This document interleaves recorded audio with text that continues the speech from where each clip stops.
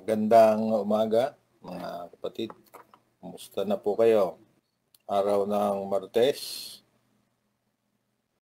Kung di ako nagkakamali ay May 27. Ang bilis ng mga araw. Sa ating daily devotion, ito ay day 147. So, ating pag-uusapan ay tungkol sa ating kinarigiliwan na gawain na sabi ay pumunta sa bahay ng Panginoon. At ating pagbulay-bulayan ang mga talata na galing sa Psalms 122. So, kung may bandal na kasulatan po kayo ay samahan niyo ako ating pag-aralan ang salita na ito. Kung nabanggit, buksan natin ang ating mga aklat sa Psalms 122 at atin pong sama-samang pakinggan ang sinabi ng mga awit na may akda. At katulad na nabanggit ni Brother Lito kahapon, ang mga awit na pinag-uusapan natin ngayon ay sabi ay awit sa pag-akyat sa Jerusalem. So, basahin muna natin ang mga talata sa wikang Tagalog at tingnan natin kung ano ang napakaganda at napakasayang sinabi ng sumulat nito. Sabi niya sa talatang 1 hanggang sumusunod, atin pong basahin. Ako ay nagalak nang sabihin nila, pumunta tayo sa bahay ng Panginoon, ni Yahweh, o sa bahay ng Panginoon. Sama-sama kami matapos sapitin ang pintuang lungsod nitong Jerusalem. Itong Jerusalem ay napakaganda, matatag at maayos ang nalungsod siya. Dito umaahon ang lahat ng angkan lipi ni Israel upang manambahan. Ang hangad si Yahweh ay pasalamatan pagkat ito'y utos na dapat gampanan. Doon din naroon ang mga hukuman at trono ng haring hahatol sa tanan. Ang kapayapaan nitong Jerusalem, sikapin kay Yahweh ito'y idalangin. Ang nagmamahal sa iyo'y pagpalain. Pumayapa nawa ang banal na bayan at ang palasyo mo ay maging tiwasay. Alang-alang sa kasama at pamilya ko sa iyo, Jerusalem, ang sabi ko ito, ang kapayapa ay laging sumaiyo. Dahilan sa bahay ni Yahweh, ating Diyos, ang aking dalangin, umunlad kang lubos. Yan po ang pagkasulat sa wikang Tagalog. At basahin naman natin sa New Living Translation. At ganito naman ang pagkasulat. I was glad when they said to me, let us go to the house of the Lord. And now here we are, standing inside your gates, O Jerusalem. Jerusalem is a well-built city. Its seamless walls cannot be breached. All the tribes of Israel, the Lord's people, make their pilgrimage here.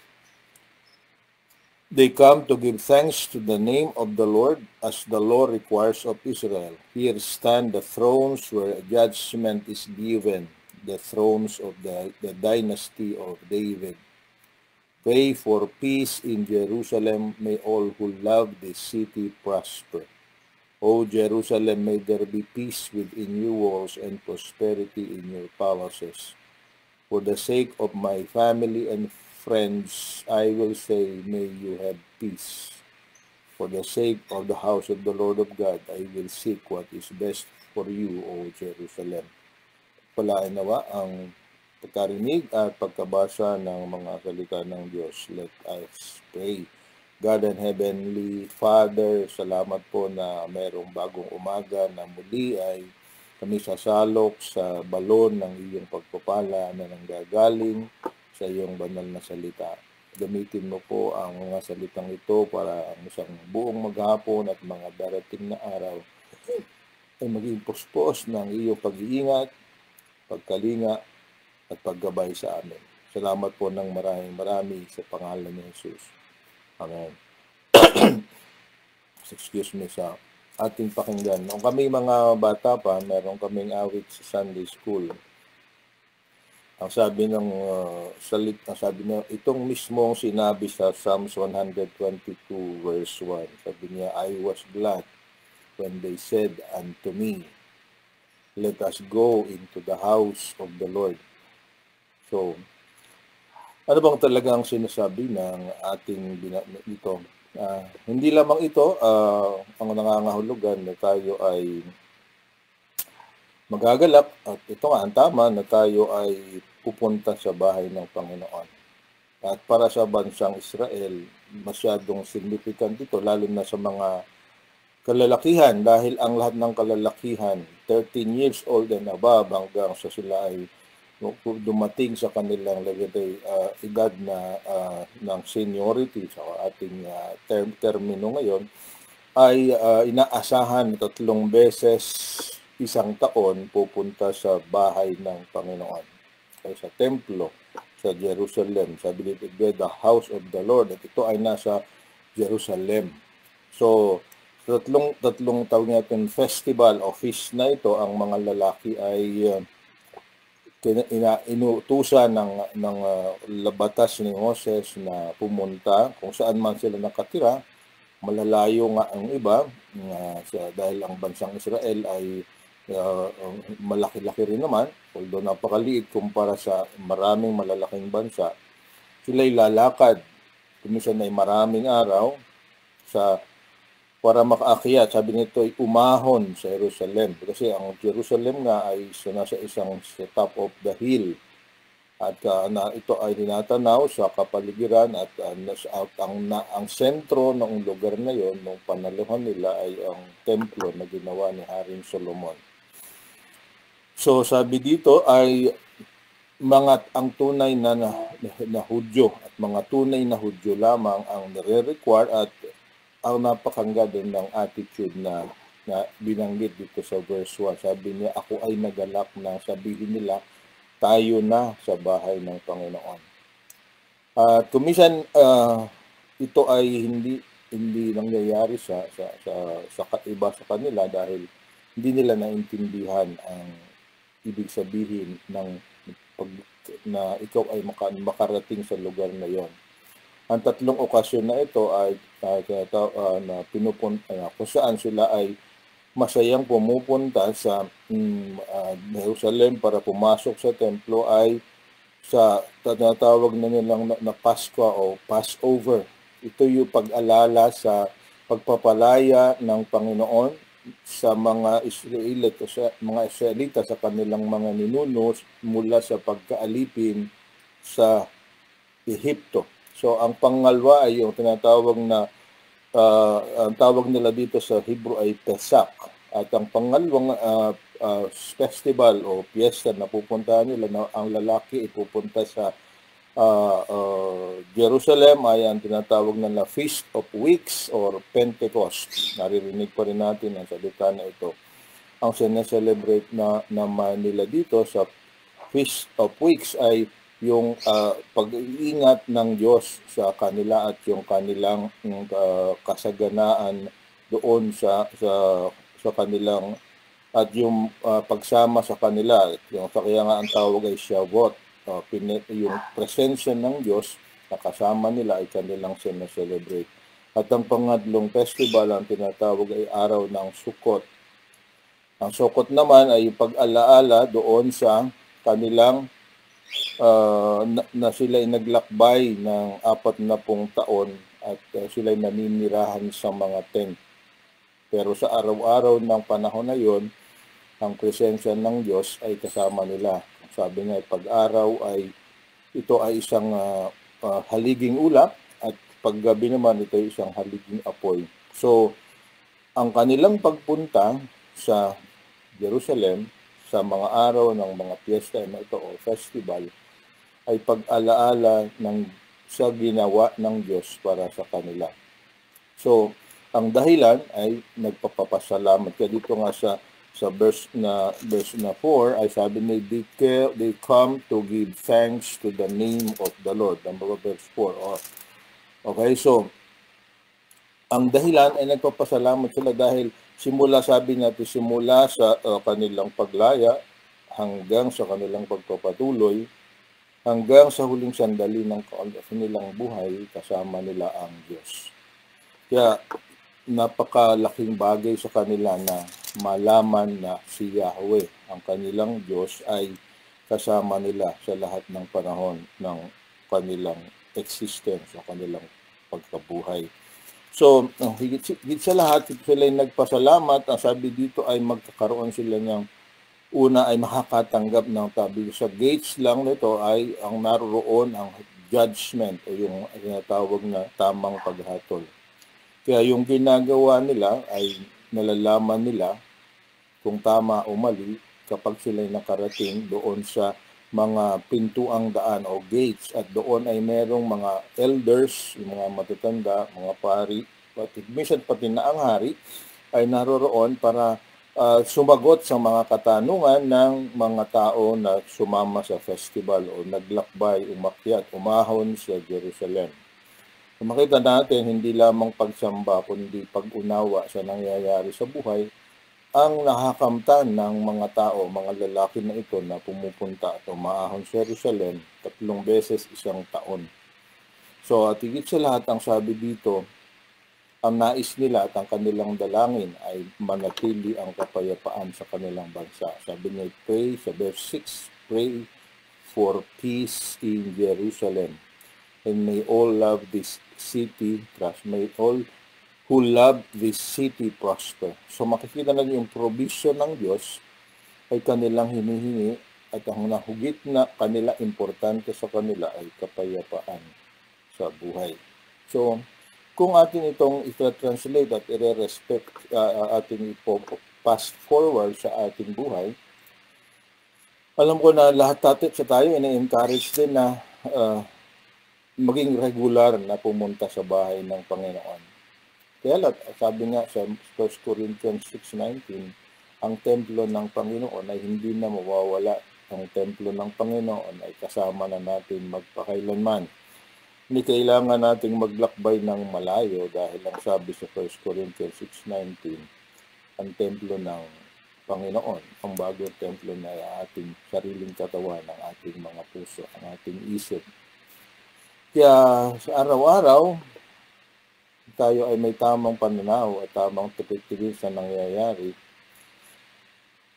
Meron tayong gladness. Sabi niya, I was glad when they said unto me, let us go into the house of the Lord. Pero ngayon, ang bahay ng Panginoon, hindi na kailangang puntahan kasi siya na ang pumunta sa atin. Ang tanggapin natin si Kristo bilang Panginoon at tagapagligtas tayo na ang ating katawan, ang ating buong pagkatao, ang templo ng Panginoon. Kaya ang tanong na lang natin, tayo ba excited na kasama natin ang Panginoon sa araw-araw? O tayo ay nalulungkot dahil alam natin wala tayong maitatago sa Kanya? So, at ang buhay ba natin ay ekspresyon ng pagkilala natin sa Kanya bilang Panginoon at tagapagligtas?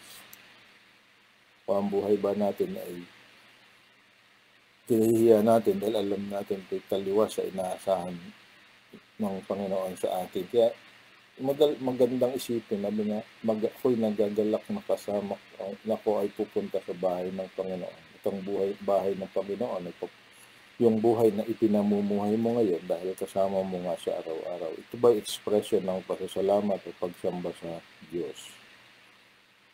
Meron ka bang kapayapaan sa iyong puso?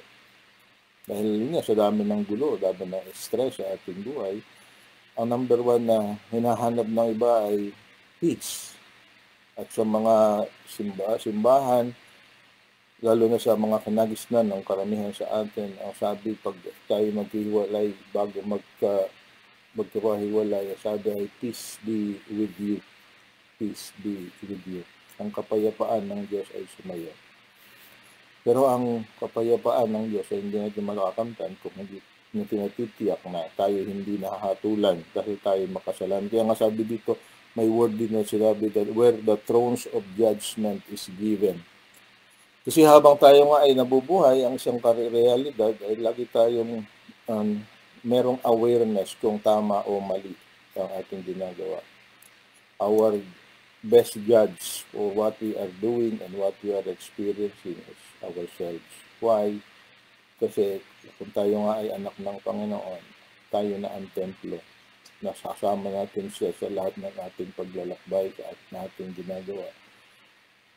Kaya hindi kailangang hatulan ng iba, tayo mismo malalaman natin sa ating sarili dahil nagsasalita ang Panginoon ng Holy Spirit sa atin. Alam natin ang ating paninindigan o kalagayan sa harap ng Diyos sa lahat ng pagkakataon. Pero isang magandang reality, ang ating kaligtasan ay hindi natin maiwawala dahil hindi naman tayo iwanan ng ating Panginoon.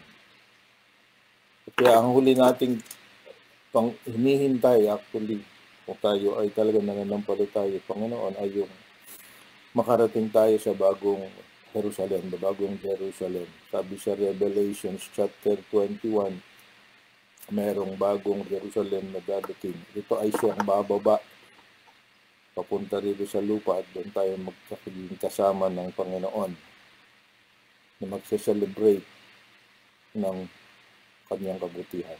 At meron ng ganap na kapayapaan sa lugar na yan. Dito sa ating binabasa, pray for peace in Jerusalem. Pero sa pagdating ng bagong Jerusalem, dahil hahatulan na ang ating kaaway na laging nag-uudyok para hindi natin masunod ang Panginoon, siya ay mawawala na sa existence, kaya there will always be peace. So sa araw-araw na maging inspirasyon natin ng katotohanan na tayo ay maninirahan sa bagong Jerusalem. Nagagaling sa langit, kung may literal o ito ay paano mangyayari, hindi ganap na pwedeng maipaliwanag. Pero kung tayo ay na kay Kristo at ating ina-acknowledge ang kanyang presensya sa ating buhay sa araw-araw sa pamamagitan ng awareness na ang lahat ng ating ginagawa ay isang expression ng pasasalamat o paglingkod sa Panginoon, then there will be peace even now.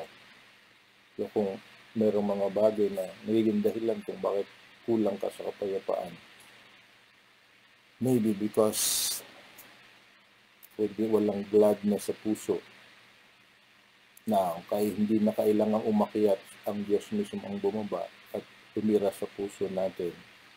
At kapag siya ang ating pinaglilingkuran na susunod, naroon ang tunay na kapayapaan.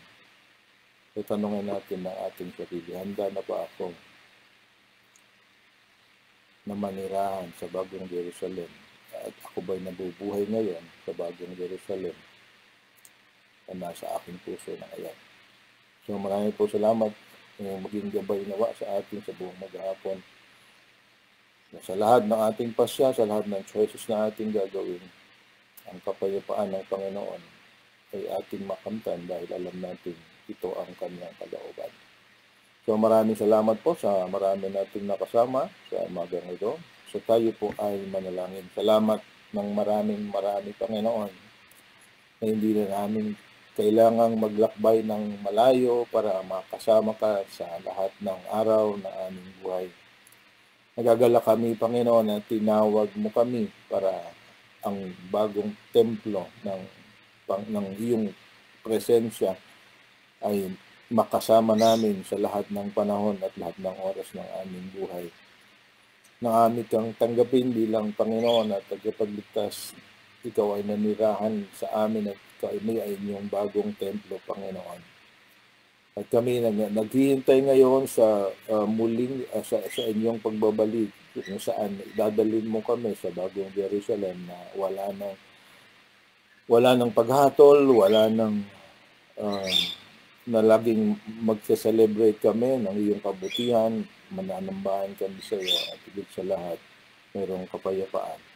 Balik sa araw-araw, Panginoon, naway ang inyong kapayapaan ang manatili sa aming puso.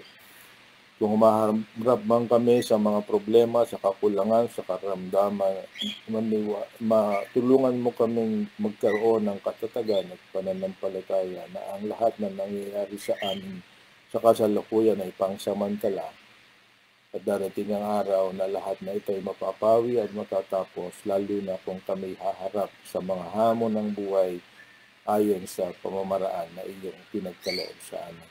Bigyan mo kami ng karunungan at ng wisdom, karunungan at katapangan, Panginoon, para makita namin ang dahilan kung bakit kami ay kuminsay dumadaan sa madilim na bahagi at landas ng buhay, Panginoon.